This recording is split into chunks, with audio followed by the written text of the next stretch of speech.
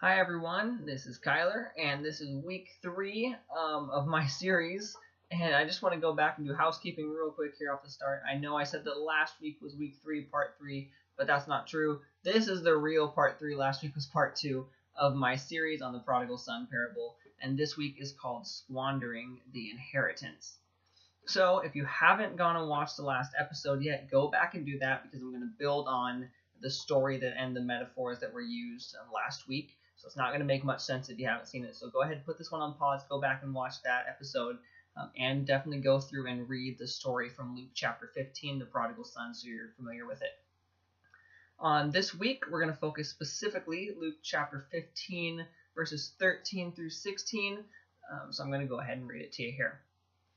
And not many days later, the younger son gathered everything together and went on a journey into a distant country, and there he squandered his estate with loose living. And now when he had spent everything, a severe famine occurred in that country, and he began to be impoverished. So he went and hired himself out to one of the citizens of that country, and he sent him into his fields to feed swine.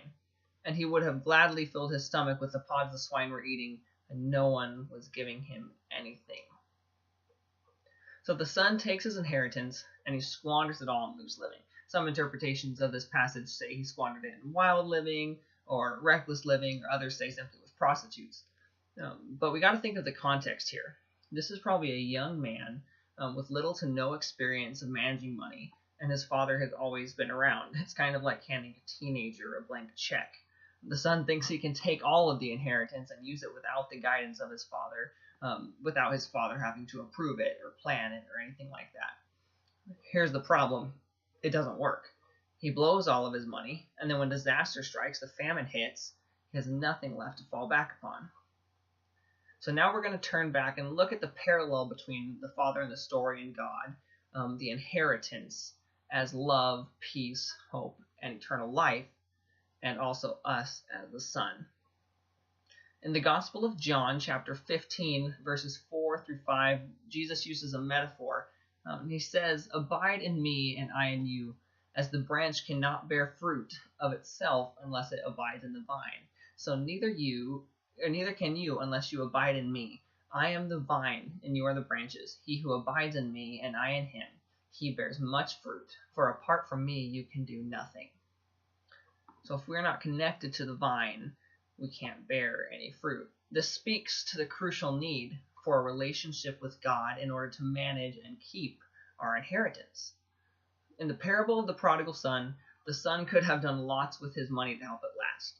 He could have invested it, diversified it, or at the least hung on to some of it when disaster strikes. But instead, he squandered it.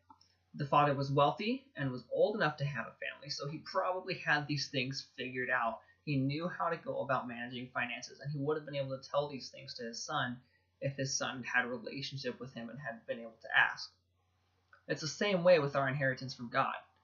We can invest that inheritance when we have excess through service or charity or relationship, but when that inheritance is all we have, sometimes we'd be better off just to cling to it. But like the son in this story, sometimes we don't know any better, and we squander it.